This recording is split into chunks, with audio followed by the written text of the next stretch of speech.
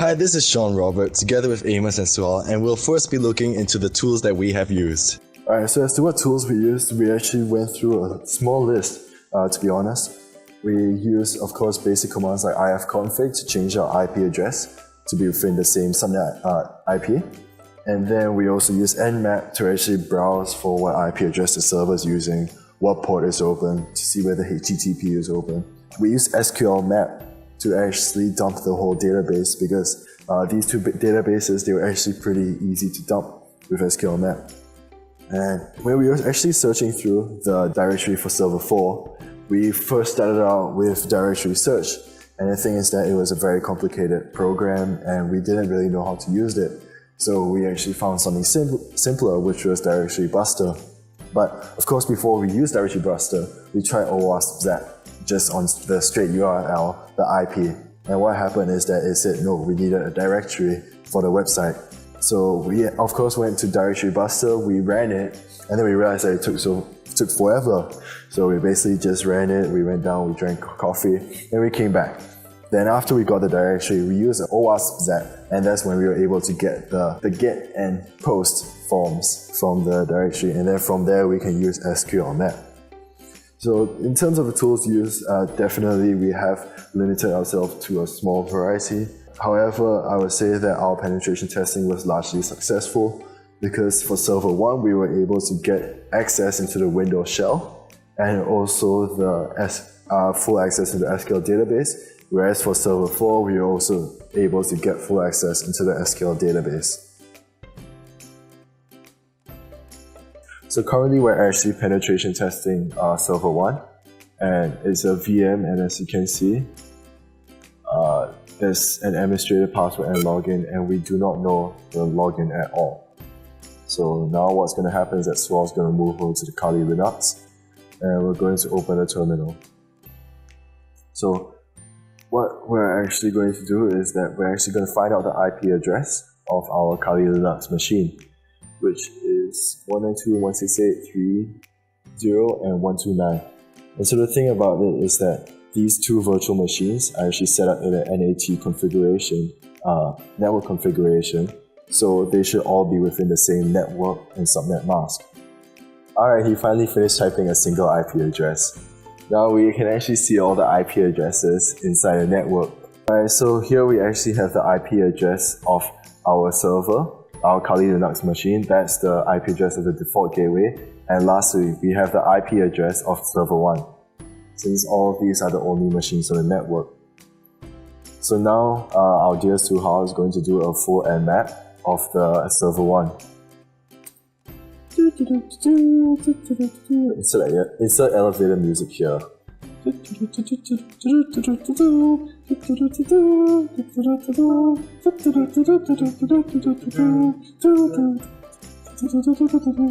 So now we actually have seen the ports that are open. We've got port 80, we've got port 1433 and 3306. So we've got MySQL and we've got HTTP. So what Suhail's going to do is he's going to open up Iceweasel, and he's going to actually access the server using the IP address and port number via HTTP.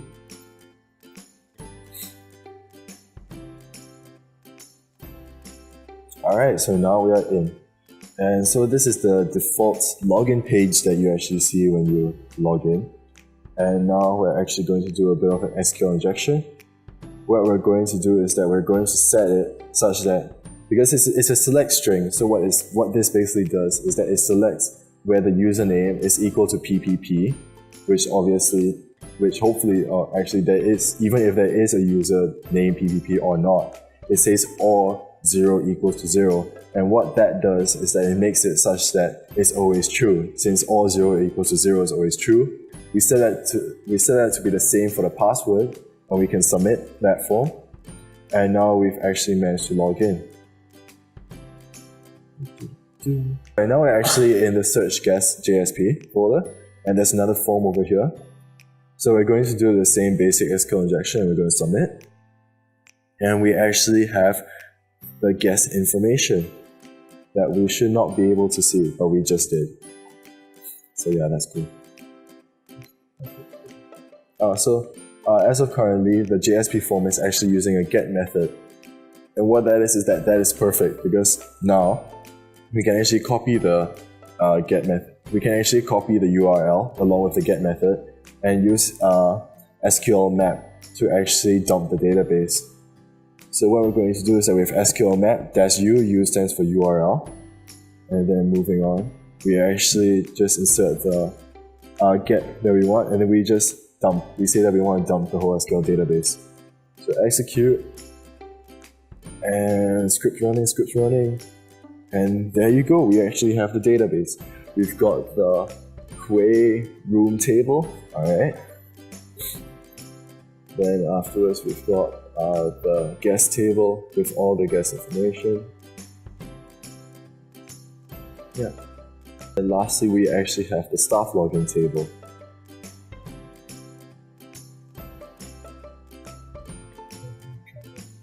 So now we're actually going to try out the staff login to check if it's actually true.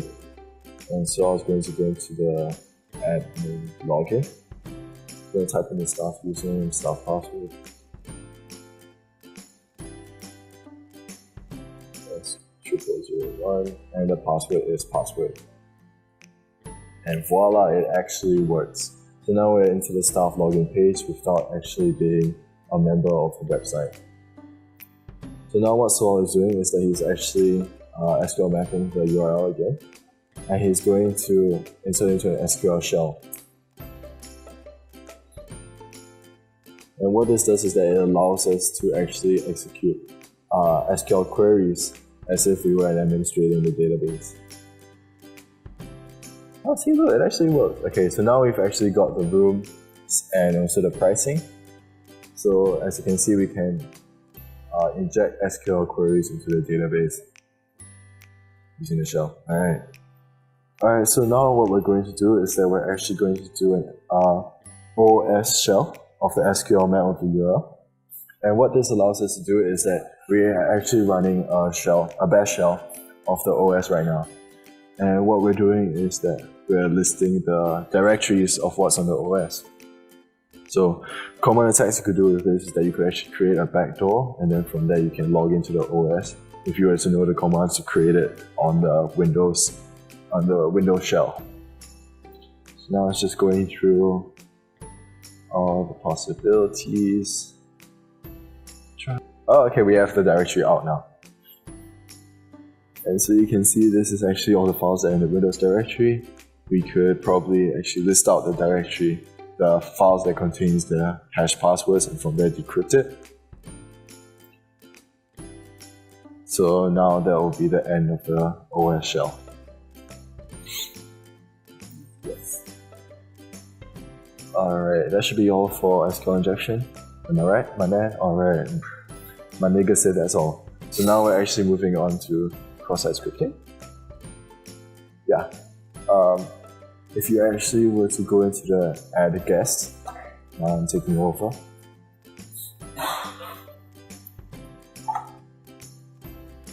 You could actually insert script here, and then just insert random values, email, blah blah blah, and then see, look, we actually have a script running that says hello. So if we go into the page source, you can Ctrl+F, hello. So yeah, this is actually where it was supposed to display. You have just added username, but the thing is that since I've injected script, it actually runs the script. And so this can be used to actually, for cross-site scripting. So that should be all for server 1, am I right? Yep. And now we are moving on to server 4. Now we'll be testing server 4. So what we have is we actually have a turnkey Linux configuration console. And what that is that the static IP is already set. So now we're actually moving back into our Kali Linux image. And what Suhail is going to do is that he's actually going to do is ifconfig. And we actually had this set up beforehand, where we actually changed our IP address to be within the subnet mask. But now we're actually just going to show you again what the command was. We actually changed your Ethernet to 192.168.33.26. So now we're actually within the same subnet range. And then if you execute that command. So now what happens is that Suhail is going to do an nmap of the IP address of the server. So this nmap is running. Suhail, did you get the IP address right? Okay, he did get the IP address right for once. Now here we see the HTTP server and the HTTPS server. Obviously HTTPS is too hardcore, so we'll be doing the HTTP. So you didn't see anything, moving on. Yeah, so what you saw just now was completely irrelevant. So what we're going to do is that we're actually going to access the server by typing in the IP address. And what happens is, boom, you get a HTTP status 404. That means we can't actually find the directory in which the website is stored. Alright, now Suhail is going to be using dirbuster to actually browse through the directory of the IP. Alright, so what we have is, this is actually the UI of dirbuster. So we actually need a target URL, which is IP address.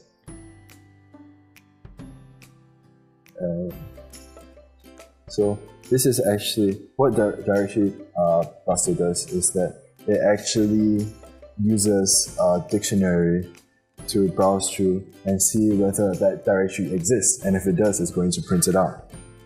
So it'll be running through a whole dictionary, and because of that, it actually takes a long time to actually browse through every single word. Due to time constraint, we're actually going to start with /DSM. So you can see that the directory DSM in fact does exist, and we have our website there with our login, our home, our display movies, etc. So we actually found a DSM directory, and if we hadn't actually started from /DSM, it still would have found it, but within 4 hours. So now Suhail is actually going to open OWASP. Alright. So what OWASP does is that it actually browses through a URL and it finds all the form, get, and set methods. Okay, get and post methods within the URL.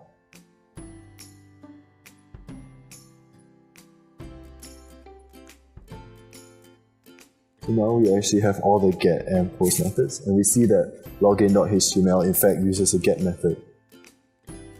So using that information, we can actually go back to access the URL.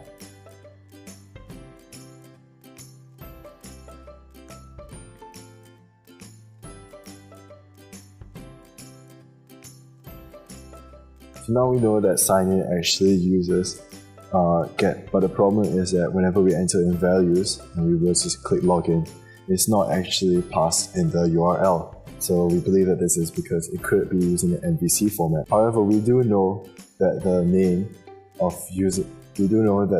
the first field is user ID and the name of the second field is password. So now we're going to actually try and log in using the URL by posting values through the URL.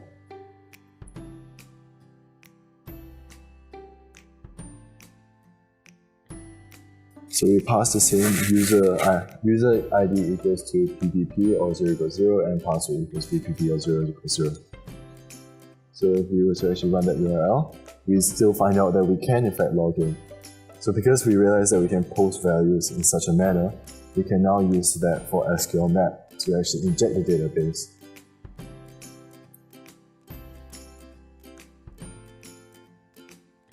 So we're going to just say user ID equals question mark, and then we're going to dump the database. Yes. So now we actually finished dumping the whole database. We have the base, Pauline things. Alright, project. Member card, there's nothing to cut for now. This is the database of all the movies. And there we have the database of all the cards. The members with tester there.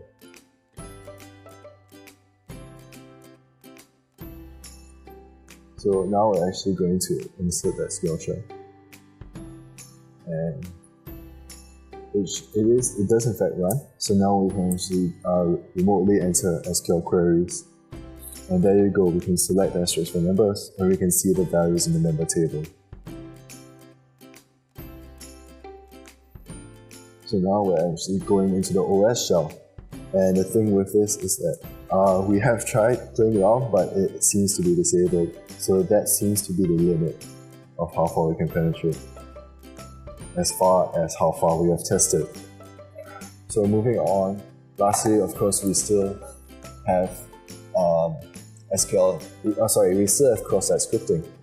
And if we were to actually insert script into the search by keyword, we can click go. You can see, in fact, that a pop-up does appear with the word hello. So you go to page source, control console hello, and there you go. That was the script inserted into the search result. So that is the end of penetration testing for Server 4 and our presentation in general. I hope you enjoyed yourself, and thank you very much.